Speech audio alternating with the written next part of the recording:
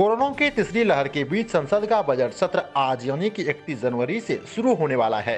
परंपरा के मुताबिक साल का पहला सत्र होने के कारण बजट सत्र की शुरुआत राष्ट्रपति रामनाथ कोविंद के अभिभाषण से होगी। राष्ट्रपति दोनों सदनों के संयुक्त अधिवेशन को सेंट्रल हॉल में संबोधित करेंगे।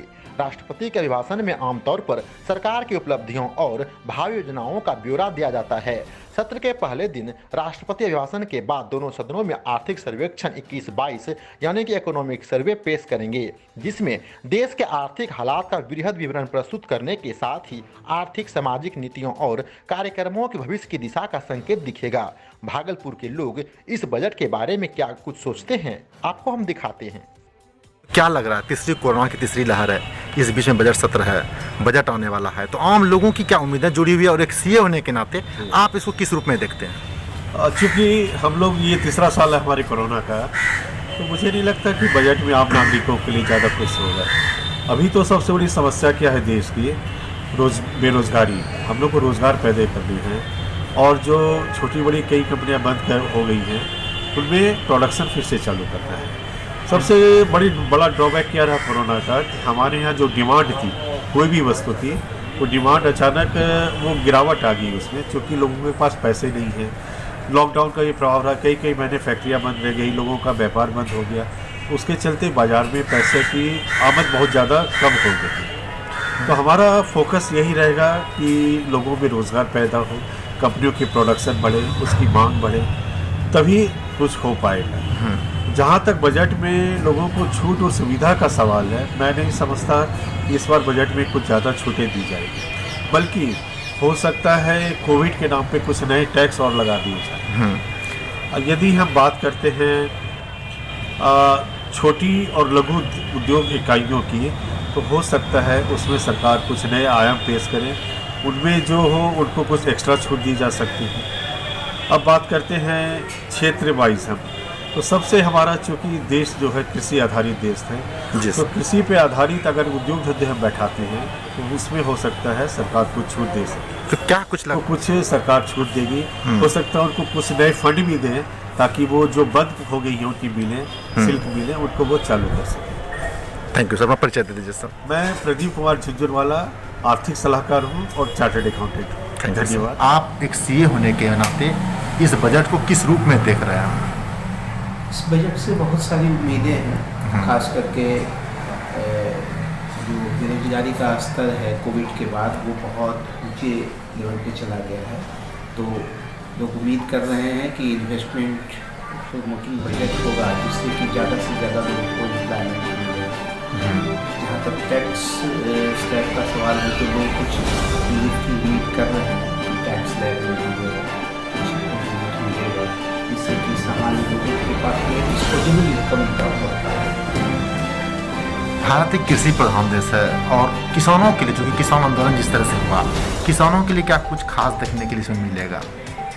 हो सकता है किसानों के लिए जो है सरकार सोचे, क्योंकि अभी भी जो है भारत में बहुत बड़ी आबादी का हिस्सा एग्रीकल्चर पे डिपेंडेंट है और उसमें जो है सरकार कोशिश प्रमोट करने के लिए, खास करके इरिगेशन से रिलेटेड प्रोजेक्ट्स को ज़्यादा से ज़्यादा तेज़ी से प्रमोट करने के लिए सरकार बजट में प्रावधान करेगी। टैक्स का जो स्लैब है अपना 5 लाख का, तो इसमें कुछ बढ़ाने की उम्मीद है या फिर और उसको कम कर दिया जाएगा? टैक्स का स्लैब है, वो टैक्स का स्लैब में 5 लाख से जो ज़्यादा इनकम वाले लोग हैं उनके लिए तो स्लैब 2.5 लाख का ही है। तो उम्मीद करना चाहिए कि 5 लाख तक पूरी तरह से टैक्स को छूट। 5 राज्य। मेरा नाम सी संजय कुमार पांडे है। लग रहा है आम लोगों के लिए इस बार बजट में क्या कुछ खास रहेगा? देखिए, हम लोगों की तो उम्मीद है कि कोविड के बाद एक सरकार एक बजट के द्वारा एक सहारा देगी आम जनता को, और इनकम टैक्स में हम लोगों की ये उम्मीद है कि उसमें छूट का दायरा बढ़े। 80C में भी छूट का दायरा बढ़ाने की ज़रूरत है। इस वक्त ज़रूरत है कि लोगों के हाथ में व्यय करने का अधिक पैसा हो, ताकि वो पैसा बाजार में आए और खपत बढ़े, मांग बढ़े, ताकि सारा इकोनॉमी एक नई गति से बढ़ सके आगे। रियल एस्टेट में भी हम लोग ये उम्मीद कर रहे हैं कि इसको इंफ्रास्ट्रक्चर उद्योग का दर्जा दे करके और बहुत सारे छूट देने की उम्मीद है, क्योंकि रियल एस्टेट देश में रेलवे के बाद सबसे बड़ा नियोक्ता है। तो हम लोगों की ये उम्मीद है कि रियल एस्टेट को भी सरकार इस बार बजट में कुछ राहत देने का प्रयास करेगी। कोरोना की तीसरी लहर के बीच में बजट आ रहा है, 5 राज्यों में चुनाव भी है। क्या लग रहा है कि चुनाव पर आधारित बजट होगा या फिर आम लोगों से जुड़ा हुआ आम दिनों का बजट होगा? देखिए, सरकार को इस वक्त बहुत ज़्यादा बैलेंस बनाने की जरूरत होगी। एक तरफ तो कोरोना के बाद इकोनॉमी की गति में थोड़ी कमी आई है, लेकिन साथ ही साथ उनको चुनाव को भी देखना होगा। तो मुझे लगता है कि निश्चित तौर से किसानों पर तो उनका ध्यान रहेगा ही, लेकिन कहीं न कहीं बिल्कुल निचले स्तर पर आम जनता तक भी लाभ पहुंचाने का प्रयास किया जाएगा। चुनाव पर क्या कुछ 5 राज्यों का चुनाव है, कहीं से चुनावी बजट का जो अमली जामा तो नहीं बनाया जाएगा इस बजट को? देखिए, एक तो हमारे देश में हर वक्त चुनाव का ही एक मौसम रहता है, वो कभी भी खत्म नहीं होता है। तो जो भी हमारे हैं पद पर, उनको तो चुनाव को तो ध्यान में रखना ही पड़ता है, लेकिन साथ ही साथ अर्थव्यवस्था को गति देने की जिम्मेदारी भी उन्हीं की है। कहना चाहेंगे कि एक सबसे बहुत पुराना कहावत है कि भूखे भजन न होए गोपाला। तो भूखे नहीं रहने दीजिए, लोग के हाथ में काम दीजिए, हुनर दीजिए, ताकि अर्थव्यवस्था अपनी गति पर तेजी से आगे बढ़े। अपना परिचय दीजिए। आलोक अग्रवाल, महासचिव इंडस्ट्रीज एसोसिएशन। बाहरी होने के नाते आपको क्या लग रहा है इस बार बजट कैसा होगा? नमस्कार। एक युवा कार्यकर्ता होने के नाते मुझे लग रहा है कि सरकार से जो मुझे लग रहा है 3-4 चीज़ों पे जो मैं बात करना चाहूँगा, तो ये है कि सबसे पहले सरकार तो हम रिटेल इन्वेस्टर्स को शॉर्ट टर्म कैपिटल गेन और लॉन्ग टर्म कैपिटल गेन्स में कुछ छूट और कुछ लिमिट बढ़ाने के लिए एक पॉलिसी बनानी चाहिए। साथ ही जिस इंडस्ट्री से मैं जुड़ा हूँ, रियल एस्टेट इंडस्ट्री, उसमें भी डिमांड को पुश करने की ज़रूरत है। सप्लाई साइड बहुत है और डिमांड काफ़ी कम है, तो सरकार को एक पैकेज तैयार करना चाहिए रियल एस्टेट इंडस्ट्री के लिए जिससे डिमांड पुश हो।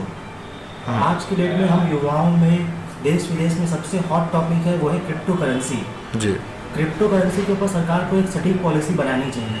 सरकार को अपना स्टैंड क्लियर करना चाहिए कि आप क्रिप्टो करेंसी को रखना है, टैक्स करना है कि प्योर बैन करना है। तो वो मेरे हिसाब से सरकार को इस बजट में क्लियर कर देना चाहिए ताकि हम युवा अपने इन्वेस्टमेंट्स को उस ध्यान में रखते हुए आगे की तरफ कर सकें।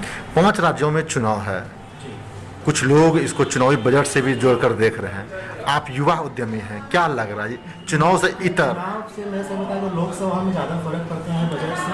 विधानसभा का चुनाव आप देखेंगे, हिस्ट्री उठा के डाटा सपोर्ट नहीं करता है, तो बहुत ज़्यादा फर्क इस बजट से विधानसभा के चुनावों को पड़ता है। लोकसभा का चुनाव होता तो जरूर फर्क पड़ता, विधानसभा में मेरे हिसाब से इतना फर्क नहीं। लीजिए मेरी फैक्ट्री है, हम कुछ बना लिए, बना के स्टॉक करने से नहीं रहा, दुकान में बाजार में बिकना भी चाहिए। तो सरकार को जो लास्ट जो आदमी है, जो आम आदमी जो खरीदता है, उस तक पैसा कैसे पहुंचे कि वो खरीद सके, उस बारे में सरकार को एक पॉलिसी बनानी चाहिए। अपना परिचय दीजिए।